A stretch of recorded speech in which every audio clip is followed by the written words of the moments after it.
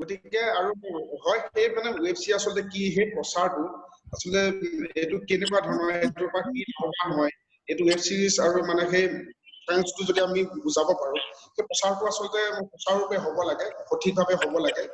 মানে সেইটো মানে চবেই আচলতে গম পাব লাগে কথাটো হ'ল এতিয়া মোৰ ঘৰতে মোৰ ভাইটি থাকে এতিয়া ধৰা মোৰ কথাটো হ'ল যে মোবাইলত এনেকুৱা কিছুমান অপশ্যন থাকে যিবিলাক অপশ্যন মই আচলতে নাজানো কিন্তু মোৰ ভাইটি মোতকে আপগ্ৰেড সি আজিৰ যুগৰ সি এতিয়া সি মানে মোতকে আপগ্ৰেড গতিকে সি মোবাইলৰ লগত বেছি লাগি থাকে গতিকে সি গম পায় এইবিলাক কি মই হয়তো গম নাপাওঁ মই গম নাপাওঁ মোতকে মোৰ মা দেউতাই বেছি গম নাপায় গতিকে সেই প্ৰচাৰটো আচলতে সঠিকভাৱে যদি প্ৰচাৰটো হয় মানে ৱেব চিৰিজটো কি হয় ইয়াৰ পৰা লাভৱান কেনেকে হ'ব কি কথা আচলতে সকলোৱে যদি গম পায় এই সব দিশত আমি আগবাঢ়িব পাৰিম ধন্যবাদ দীপজ্যোতিদা দীপজ্যোতিদা মই আৰু এটা প্ৰশ্ন সুধিব বিচাৰিছো আচলতে আপোনাৰ এইটো জানিবলৈ বৰ ইচ্ছা আছিলে যে আপুনি মোহন চৰিত্ৰত এখন পৃথিৱীত আৰু দীপজ্যোতি দা আপুনি এখন পৃথিৱীত আছে সো মোৰ প্ৰশ্নটো হ'ল যে আপোনাৰ এনেকুৱা হৈছে নেকি যে এই দুইখন পৃথিৱীৰ মাজত ক'বাত নহয় ক'বাত সংঘাত হৈছে ক'বাত এনেকুৱা ধৰণৰ সমস্যাৰ সৃষ্টি হৈছে যে আপুনি ক'বাত গৈছে পতকে আপোনাৰ মোহন চৰিত্ৰৰ দুই এটা ডায়লগ ওলাই গৈছে সো তেনেকুৱা ধৰণৰ আপুনি কিবা সৰু ঘটনা আছে যদি আপুনি মোৰ আচলতে কি তেনেকুৱা ধৰণৰ মই আগতে কৈছো তেনেকুৱা ধৰণৰ আচলতে ঘটনা নাই আৰু মই যেতিয়াৰ পৰা কেৰেক্টাৰটো কৰিলো মোহন চৰিত্ৰটো অভিনয় কৰিলো তেতিয়া মই শিকিছিলো মানে নাটক যেতিয়া মই য'ত আৰম্ভ কৰিছিলো এমএছআৰ সুন্দৰ নাট্য গোষ্ঠী নগাঁৱৰ আৰু মোৰ গুৰু শ্ৰদ্ধাৰ নৱজ্যোতি বৰা তেখেতে আচলতে মই যেতিয়া তেখেতৰ তত্বাৱধানত নাটক শিকিছিলো তেতিয়াই মানে সেই অৰিজিনেল কেৰেক্টাৰ আৰু মই মোৰ মাজত আৰু মই যিটো চৰিত্ৰ ৰূপায়ণ কৰো সেই কেৰেক্টাৰৰ মাজত যিটো পাৰ্থক্য সেইটো তেখেতে কৰা প্ৰথম কথা সেইটোৱে শিকায় আৰু তেনেকৈ মই যেতিয়া প্ৰথম যেতিয়া মই মোহন আৰু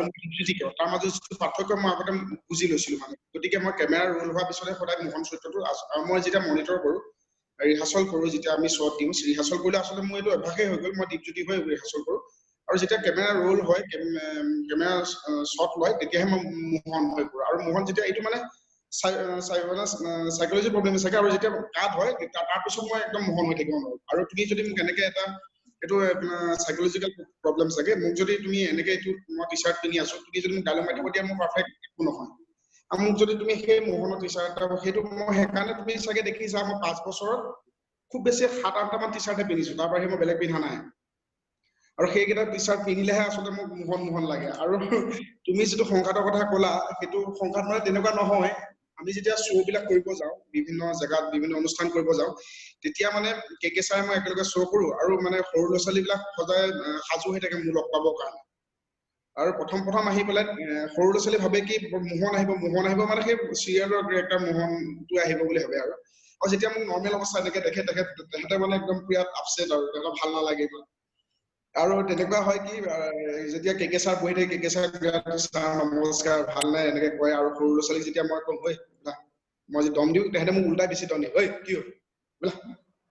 তাৰপিছত কে ছাৰ যেতিয়া হাঁহে আৰু কৈছে তোৰ কেৰেক্টাৰটো সৰু যে সেইকাৰণে তোক ভয় নকৰে সন্মানে নকৰে তেনেকুৱা ধৰণৰ ধন্যবাদ ধন্যবাদ দিছো মই এটা প্ৰশ্নলৈ যাব বিচাৰিছো আমাৰ অনুপম চক্ৰৱৰ্তী ডাঙৰীয়া যাব বিচাৰিছো যে মই হয় স্যাৰ শুনি আছেনে বাৰু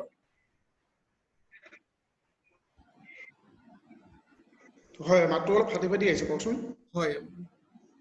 হেল্ল' মই অনুপম চক্ৰৱৰ্তী ডাঙৰীয়া যাব বিচাৰিছো অনুপম দা শুনি আছেনে বাৰু হয় আপুনি যদিও সাংবাদিকৰ লগত জড়িত জাৰ্নেলিজমৰ লগত জড়িত মই আপোনাক এটা আমাৰ শিক্ষা ব্যৱস্থাৰ ওপৰত এটা প্ৰশ্ন সুধিব বিচাৰিছো যিটো প্ৰশ্ন মোৰ হয়তো বহুত দিনৰ পৰা মনত আছে মানে মোৰ as a curious mind out of curiosity আপুনি চাব আমাৰ অসমৰ শিক্ষা ব্যৱস্থাটোত আমাৰ কেনেকুৱা হৈছে এখন চৰকাৰী স্কুলত যদি আপুনি চাই যিখন আমাৰ এল পি স্কুল বুলি কোৱা হয় তাত আপোনাৰ 5টা শ্ৰেণী থাকে এতিয়া 5ম শ্ৰেণীলৈকে থাকিব পাৰে মই এইটো কোৱা নাই যে ছাত্ৰ ছাত্ৰী নাথাকিব পাৰে নো প্ৰব্লেম তথাপিও যদি আমি চাওঁ যে এটা শ্ৰেণী সাপোজ এজনকে ছাত্ৰ আছে বোলে প্ৰথমত এজন দ্বিতীয়মানত এজন তেনেকৈ সাপোজ 5জন ছাত্ৰ আছে আৰু সেই 5জন ছাত্ৰৰ এগেইনষ্টত চৰকাৰে এজন বা দুজন শিক্ষক দিয়া আছে কিন্তু চাব গ'লে ঠিকেই 5জন ছাত্ৰ এগেইনষ্ট 2-3 টিচাৰ্ছ ইজ ফাইন কিন্তু যদি আমি চাওঁ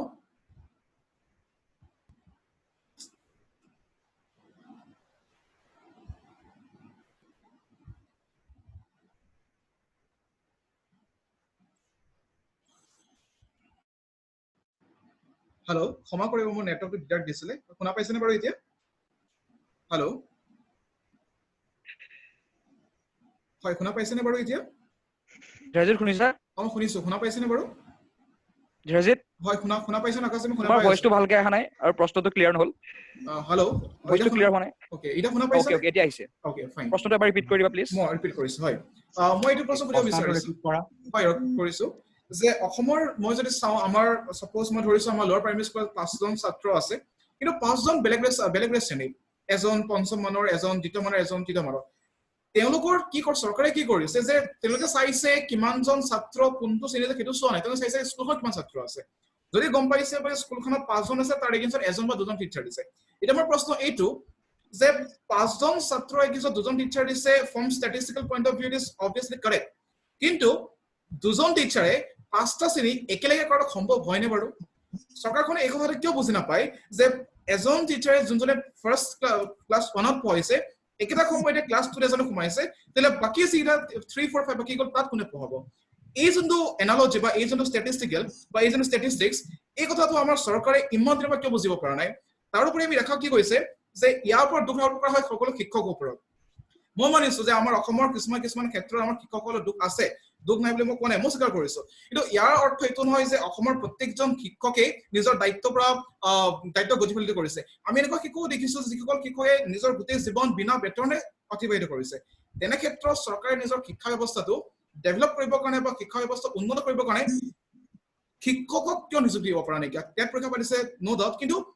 যিমান শিক্ষক লাগে তিমান শিক্ষক প্ৰতিখন স্কুল বা বিদ্যালয়ত তেওঁলোকে আজিলৈকে দিব পৰা নাই কিয় প্ৰশ্নটো মানে বহু উপযোগী কিন্তু মই আচলতে ক'বলৈ গ'লে প্ৰশ্নটো আজিৰ প্ৰেক্ষাপটত সময় সাপেক্ষ নহয় অসমীয়াত এষাৰ কথা আছে দেহা থাকিলেহে বেহা অসমীয়াত আৰু এষাৰ কথা আছে সময়ৰ শৰ আমি সময়ত মাৰিব লাগিব ইয়াৰ পূৰ্বতে এগৰাকী শিক্ষাৰ সৈতে জড়িত বিশেষ ব্যক্তিয়ে প্ৰসংগক্ৰমে তেওঁ উল্লেখ কৰিছে তেওঁ স্বাস্থ্যমন্ত্ৰীৰ কামৰ শলাগো যথেষ্ট লৈছে কিন্তু তাৰ মাজত তেখেতেও কৈছে যে শিক্ষাত গুৰুত্ব দিয়া হোৱা নাই মই কথাটো এনেকে ভাবো আচলতে মই ইটো প্ৰশ্নৰ উত্তৰ দি আছো তাৰ আগৰ কথাখিনি মই কৈ লৈছো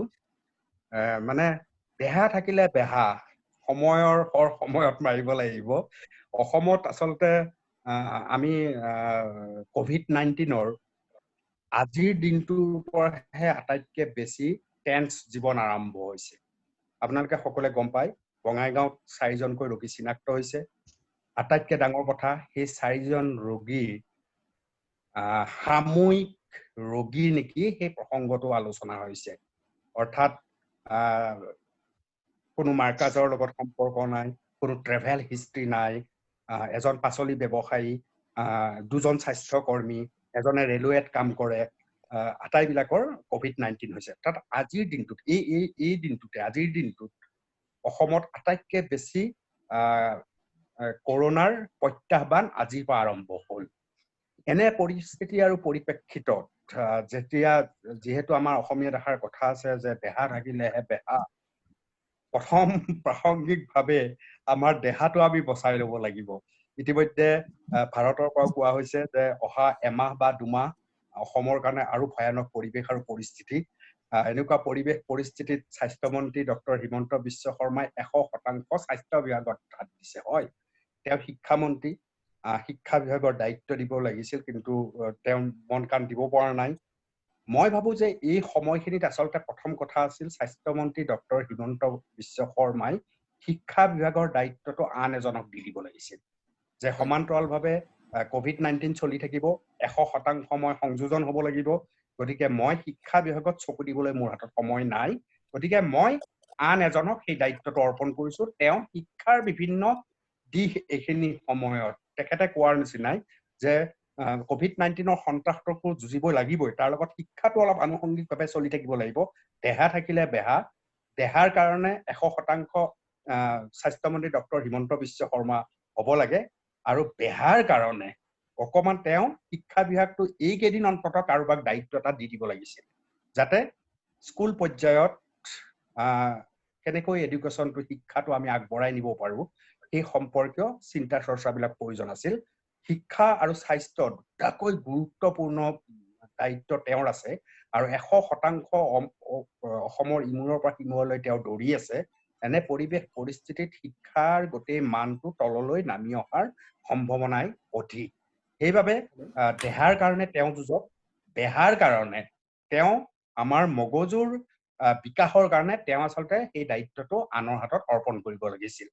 এইটো কথা মই ক্লিয়াৰ কৰি ললো এতিয়া কথা হ'ল চৰকাৰী স্কুলৰ দুৰৱস্থাৰ কথা যিটো উল্লেখ কৰিছে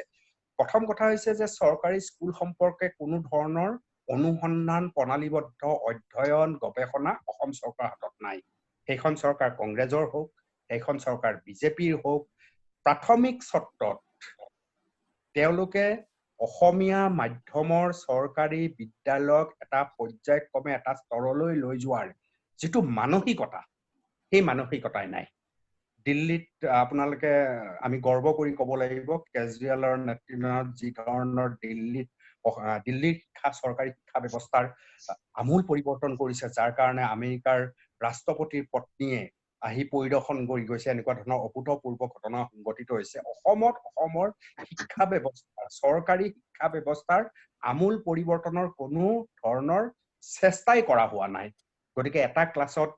দুজনকৈ শিক্ষক দিয়া সেই শিক্ষকজনে কিমান এইবিলাকতো বহুত পুৰণা কথা নিযুক্তি দিলেই নহব এটা পৰিকল্পিত দায়বদ্ধ এটা ব্যৱস্থাৰ মাজত তেওঁলোক প্ৰথম সোমাই ল'ব লাগিব যিটো কাম একেবাৰে হোৱা নাই অসমৰ যদি আমি মানৱ সম্পদ তৈয়াৰ কৰিব লাগে আমি মানৱ সম্পদ গঠন কৰিব লাগে তেতিয়াহ'লে শিক্ষা হৈছে পাঠ্যপুথি আমাৰ কাৰণে আজি চৰকাৰী আমি যিমানখিনি শিক্ষিত ভদ্ৰলোক দেখিছো যিসকলে অসমীয়াৰ মান আৰু সন্মান বঢ়াইছে আটাইবিলাক অসমীয়া মাধ্যমৰ চৰকাৰী বিদ্যালয়ত অধ্যয়ন কৰি যোৱা মানুহ এই আটাইবোৰ মানুহ থকাৰ পিছতো এখন চৰকাৰে চৰকাৰী বিদ্যালয়ক চৰমভাৱে অৱহেলাৰ দৃষ্টিৰে চাইছে যিজন শিক্ষামন্ত্ৰী তেওঁৰ সন্তান ইংৰাজী মাধ্যমত পঢ়ে যিমান শিক্ষিত মানুহ আছে প্ৰতিজন মানুহে নিজৰ সন্তান ব্যক্তিগত খণ্ডত পঢ়ুৱাই মাধ্যম অন্তৰায় নহয় মই ইংৰাজী মাধ্যমত পঢ়িলে বেয়া কথা মই এই কথাষাৰ ক'ব যোৱা নাই কিন্তু চৰকাৰী বিদ্যালয়ত পঢ়ুৱাই যে আমি এটা উদাহৰণ দেখুৱাব পাৰো সেই কামটো আমি কোনো নকৰো আমি উঠি অহা মানে এইবাবেই আজি আমি যিমানে আলোচনা নকৰো কিয় চৰকাৰী শিক্ষা ব্যৱস্থাৰ আমূল পৰিৱৰ্তন তেতিয়াহে সম্ভৱ যেতিয়া মানসিকভাৱে এক পৰিৱৰ্তন হ'ব লাগিব যে চৰকাৰী বিদ্যালয় আমাৰ মান চৰকাৰী বিদ্যালয় আমাৰ গৌৰৱ চৰকাৰী বিদ্যালয়সমূহ আমি গৌৰৱ উজ্জ্বল ইতিহাসৰে সমৃদ্ধ হৈ থকা বিদ্যালয় এই বিদ্যালয়ৰ সামগ্ৰীৰ মান বৃদ্ধিৰ বাবে যদি আমি চেষ্টা নকৰো তেতিয়াহ'লে জাতীয় জীৱনৰ কাৰণে কোনো কাৰণত তাৰ বিকাশ সম্ভৱ নহয় সমস্যাটো হৈছে সেইটোৱেই চৰকাৰী বিদ্যালয়ক জাতিৰ মান জাতিৰ গৌৰৱ হিচাপে এটা আবেগ হিচাপে গ্ৰহণ কৰা নাই গতিকে বিবেকো পৰিচালিত নহয় এইটো হৈছে আটাইতকৈ ডাঙৰ সমস্যা মোৰ দৃষ্টিভংগীত ধন্যবাদ স্যাৰ মই ৰঞ্জনলৈ দিছো ৰঞ্জন তোমাৰ প্ৰশ্ন কৰা ধীৰজিৎ দীপদাই কৈছে যে তেওঁৰ নেটৱৰ্ক প্ৰব্লেমৰ বাবে নিজে নিজে কাটি গ'ল আৰু জইন কৰিব পৰা নাই তেওঁৰ নেটৱৰ্ক প্ৰব্লেম হৈ আছে নেটৱৰ্কটো প্ৰব্লেম কৰিছে হ'ব বাৰু আমি চাই আছো ৰঞ্জন তোমাৰ প্ৰশ্নটো কৰা মই চাইছো নেটৱৰ্কটো প্ৰথমে মই সকলোলৈকে স্বাগতম জনাইছো তথা মই সম্ভাষণ জ্ঞাপন কৰিছো মোৰ দুটা প্ৰশ্ন সুধিম মই দুজন ব্যক্তি সুধিম প্ৰথমজন হৈছে শ্ৰদ্ধাৰ সাংবাদিক চক্ৰৱৰ্তী ডাঙৰীয়া প্ৰথমটো প্ৰশ্ন হৈছে যে আজি কেইদিনমানৰ আগত আমাৰ অসমৰ বিশিষ্ট সাহিত্যিক চৈয়দ আব্দুল মালিক দেৱৰ ওপৰত এটা বিতৰ্ক হৈছিলে বিতৰ্কটো আছিলে যে তেওঁ এটা কবিতা মই অসমীয়াৰ এটা অংশ কাটি ফেচবুকত এগৰাকী অধ্যাপিকাই পোষ্ট কৰি পেলাই তেওঁ সাম্প্ৰদায়িক বুলি বিভিন্ন গালি গালাজ পাৰিছিলে তাৰ পিছতে বিচাৰ বুদ্ধি নোহোৱা এছাম লোকে সেই অংশখিনিক বিভিন্ন সামাজিক মাধ্যমত বিভিন্ন ৰূপে উপস্থাপিত কৰিছিল কিন্তু তাৰ পৰিপ্ৰেক্ষিতত সেইটো আছিলে সেই সম্পূৰ্ণ কবিতাটোৰ প্ৰথম অংশ কিন্তু যদি আমি চৈয়দ আব্দুল মালিক দেৱৰ ৰাজনৈতিক জীৱনলৈ চাওঁ তেওঁ আছিলে মুছলিম লীগৰ সদস্য তথা শিৱসাগৰ জিলাৰ প্ৰথমজন সভাপতি 1946 চনত তেওঁ মুছলিম লীগৰ অসমৰ যোনখন প্ৰথম সংবাদ পত্ৰ পয়গাম বুলি সেই পয়গামখনৰ তেওঁ প্ৰথম আছিল সম্পাদক আছিলে আৰু তেওঁ প্ৰকাশো তেওঁ কৰিছিলে ছপাও তেওঁ কৰিছিল আৰু তাৰ মূল পৃষ্ঠাটো প্ৰথম মহম্মদ আলী জিন্নাৰ আৱক্ষ ফটো আছিল তাৰ পিছৰ 1946 চনৰে 29 মেত প্ৰথমটো হৈছিল 29 এপ্ৰিল পিছৰটো হৈছিল 29 মেত এই দ্বিতীয় প্ৰকাশ হৈছিল আৰু সেই প্ৰকাশসমূহত কেইবা বছৰৰ পিছত 1969 চনত ৰমা বৰঠাকুৰ আৰু আমাৰ আনন্দৰাম ঢেকিয়াল ফুকনৰ যোনজন ভূতপূৰ্ব অধ্যক্ষ মহোদয় শ্ৰীৰাম ডেকা আদিকে ধৰি বিশিষ্ট গণ্যমান্য ব্যক্তিয়ে সমালোচনা কৰিছিলে আৰু The Political History of Assam নামৰ বুৰঞ্জী গ্ৰন্থখনত সম্পূৰ্ণভাৱে ছৈয়দ আব্দুল মালিক পাকিস্তান পন্থী বুলি অভিহিত কৰা হৈছিলে তাৰ লিখা আছিলে এটা ভলিউম 3 যোনটো হেৰি অতুল হুয়াই সম্পাদনা কৰিছিলে তাৰ লিখা হৈ আছিল যে তেওঁ এনেকুৱা এখন পত্ৰিকা সম্পাদক আছিল যিখন সাধাৰণতে মুছলিম সকলৰ সামগ্ৰিক যি চিন্তাধাৰা সেই চিন্তাধাৰা এক সফল ৰূপত আমাৰ চৰকাৰসমূহৰ আগত উপস্থাপন কৰিছিল এতিয়া প্ৰশ্নটো হৈছে যে এনেকুৱা তেওঁ যদি পাকিস্তানপন্থী আছিলে হয় তেওঁ পাকিস্তানপন্থী আছিলে তেওঁ যেহেতু মুছলিম লীগৰ সদস্য আছিলে কিন্তু তেওঁৰ সামাজিক ৰাজনৈতিক তথা আমাৰ অসমীয়া সাহিত্যলৈ যিসমূহ অৱদান যোগাই থৈ গ'ল সেইখিনি অত্যন্ত আমাৰ বাবে প্ৰয়োজনীয় আৰু তেওঁৰ দৰে অৱদান যোগোৱা অতি কম সংখ্যক মানুহে অসমীয়া সাহিত্যত আছে এতিয়া বুৰঞ্জী যদিও দুখজনক সি শাশ্বত আৰু জীৱিত এইটো কাৰণে মোৰ দৃষ্টিভংগীৰে চক্ৰৱৰ্তী ডাঙৰীয়া ছৈয়দ আব্দুল মালিকৰ সেই সাম্প্ৰদায়িক দিশটো আমি দৃষ্টিগোচৰ কৰিব লাগে নে তেওঁ যি সামাজিক তেওঁ যি সাহিত্যিক তথা আমাৰ সংস্কৃতিৰ প্ৰতি তেওঁ যি দায়বদ্ধতা সেই দায়বদ্ধতা দেখালে সেইখিনি আমি আলোচনা কৰিব লাগে মোৰ প্ৰশ্নটো এইটো আমি কোনটো আমি প্ৰশ্নকৰ্তাৰ নাম কি কৈছে প্ৰশ্নকৰ্তাৰ নামটো জানিব বিচাৰিম মই শিৱৰঞ্জন বৰুৱা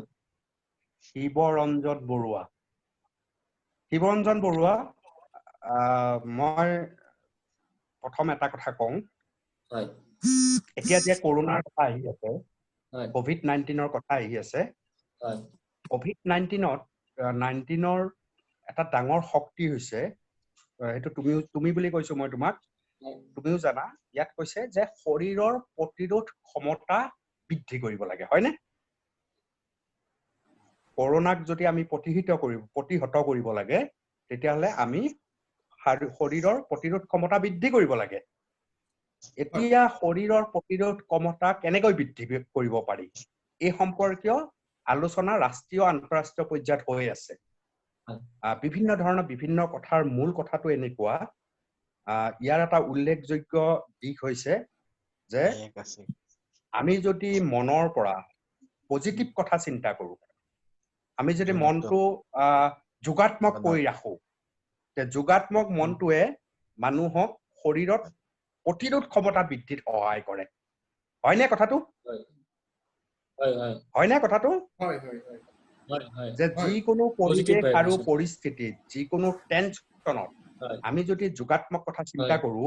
তেতিয়াহলে আমাৰ শৰীৰত প্ৰতিৰোধ ক্ষমতা বৃদ্ধি পায় এতিয়া কথা হ'ল যি অসমীয়া মানুহে ধন্য নৰতনু ভাল উপন্যাসখন পঢ়া নাই সেইজন এজন ভাল অসমীয়া হ'বই নোৱাৰে কোনে লিখিছিলে ছৈয়দ আব্দুল মালিকে অসমীয়াৰ দীঘলীয়া সমাজ জীৱনত মালিক চাহাবৰ যিটো অৱদান সেই অৱদানটো কেৱল ধন্য নৰতনু ভালতে জিলিকি উঠা নাই যি নাজানে বহুত কথা তেওঁলোকে বহুত আচল আটাইতকৈ ডাঙৰ কথাটো হৈছে ছচিয়েল মিডিয়া আমাৰ কাৰণে এটা বিষবাষ্প হৈছে মানুহক স্বাধীনতা প্ৰয়োজন মই মোৰ পৰিয়ালত মোৰ ল'ৰা বা ছোৱালীজনীক মই স্বাধীনতা দিম কিন্তু মই এটা সীমালৈকে স্বাধীনতা দিব লাগিব নহলে অপৰিপক্কত বয়স অভিজ্ঞতাৰ কাৰণে অনভিজ্ঞতাৰ কাৰণে কিছুমান নজনা ভুল কৰি পেলায় আজিকালি ছচিয়েল মিডিয়াও সেই পৰ্যায়লৈ গৈছে আজিকালি ছচিয়েল মিডিয়াত কি হৈছে যে যিয়ে যি পাৰে সকলো কথা কৈ দিব পাৰে লিখি দিব পাৰে হয়নে ছৈয়দ আব্দুল মালিকৰ ঘৰ হৈছে নাহৰণি উজনি অসমৰ আটাইতকৈ সম্ভ্ৰান্ত এটা অঞ্চলৰ নাম হৈছে নাহৰণি ছৈয়দ আব্দুল মালিক সেই নাহৰণিৰ মানুহ য'ত জিকিৰ আৰু জাৰি উজ্জীৱিত হয় সমগ্ৰ অসমত জিকিৰ আৰু জাৰি হৈছে আমাৰ অসমীয়া লোক সংস্কৃতিৰ লোকগীতৰ এটা ডাঙৰ অংশ শক্তিশালী অংশ সেই অংশটো কোনে ধৰি ৰাখিছে এতিয়া আটাইতকৈ বেছি ধৰি ৰাখিছে নাহৰণিয়ে, য'ত মালিকৰ জন্মস্থান। আৰু সেই সময়ত মালিকে জিকিৰ আৰু জাৰিক তুলি ধৰিবলৈ বহুত ধৰণৰ কষ্ট কৰিছে। মই সাংবাদিক হোৱাৰ সূত্ৰে মই ভগৱানক ধন্যবাদ জনাইছো, মোক এই সাংবাদিক হিচাপে সন্মুখলৈ পঠিয়ালে, কাৰণ সেই ঠাইবিলাক মই ভ্ৰমণ কৰাৰ সুবিধা পাইছো। সেই ঠাইবিলাকৰ মানুহৰ সৈতে মই কথা পাতিছো। যেতিয়া মই লোকগীতৰ পথাৰখনত গুচি যাওঁ আৰু তাত যেতিয়া মই এতিয়াও জিকিৰ আৰু জাৰিৰ উজ্জীৱিত চেতনা দেখিবলৈ পাওঁ, তেতিয়া মোৰ মনটো ভৰি পৰে। মই সৈয়দ আব্দুল মালিকক 10 বাৰ চালাম জনাওঁ। মোক এই বুৰঞ্জীৰহে প্ৰয়োজন, যি বুৰঞ্জীয়ে জাতীয় জীৱনক ক্ৰমান্বয়ে আগবঢ়াই লৈ গৈছে। আজিৰ তাৰিখত ধন্য নৰতনু ভালৰ স্ৰষ্টাক সন্মুখত ৰাখি জিকিৰ আৰু জাৰিক কেনেকৈ আমি আৰু কিমান ওপৰলৈ লৈ যাব পাৰো, নাহৰণিক এখন সুন্দৰ ঠাইলৈ, এখন পৰ্যবেক্ষিত ক্ষেত্ৰলৈ আমি কেনেকৈ গ্ৰহণ কৰিব পাৰো, তাৰ কাৰণে চিন্তা কৰিব লাগিব। কোনোবা এগৰাকী মহিলা অধ্যাপিকাই ছচিয়েল মিডিয়াত ফেচবুকত লিখি দিলে, কাইলৈতো তুমিও লিখিব পাৰা মোৰ কথা, অনুপম চক্ৰৱৰ্তী অমুক কৰিছিল তমুক কৰিছিল। তুমি কি তোমাৰ সময় নাই নেকি অনুপম চক্ৰৱৰ্তী কি কৰিছিল তাক লৈ পেলাই 10 দিন ব্যস্ত হৈ থাকিবা? হয় নে নহয়? মোৰ যি মতে মই তাকে লিখি দিম। কাৰোবাৰ চকুত পৰিবৰ কাৰণে মই কৈ দিম যে শিৱৰঞ্জনে কালি নগাঁৱত ড্ৰাগছ খাইছে, মই লিখি দিম, 50টা মানুহে শিৱৰঞ্জনৰ পিছত লাগি থাকিব নে কি? সেইটো সৈয়দ আব্দুল মালিকক তেনেকে নিৰ্ধাৰণ নকৰে। এইবিলাক অপ্ৰাসংগিক প্ৰশ্ন। আৰু প্ৰথম কথা, আমি নিজে শুদ্ধ হ'ব লাগিব। আমি এনেধৰণৰ কথা বতৰাত গুৰুত্ব দিব নালাগিব। এনেধৰণৰ বাতৰিসমূহক আমি প্ৰকাশ কৰিব নালাগিব। এনেকুৱা ধৰণৰ মতামত আহিলে তাত আমি লাইক আৰু কমেণ্ট কৰিব নালাগিব। আমি প্ৰথম নিজক আত্মসংশোধন কৰাত আমি ব্যৰ্থ হৈছো। আমি প্ৰতিজন, মই ব্যৰ্থ হৈছো, তুমি ব্যৰ্থ হৈছা, সকলোৱে। কাৰণ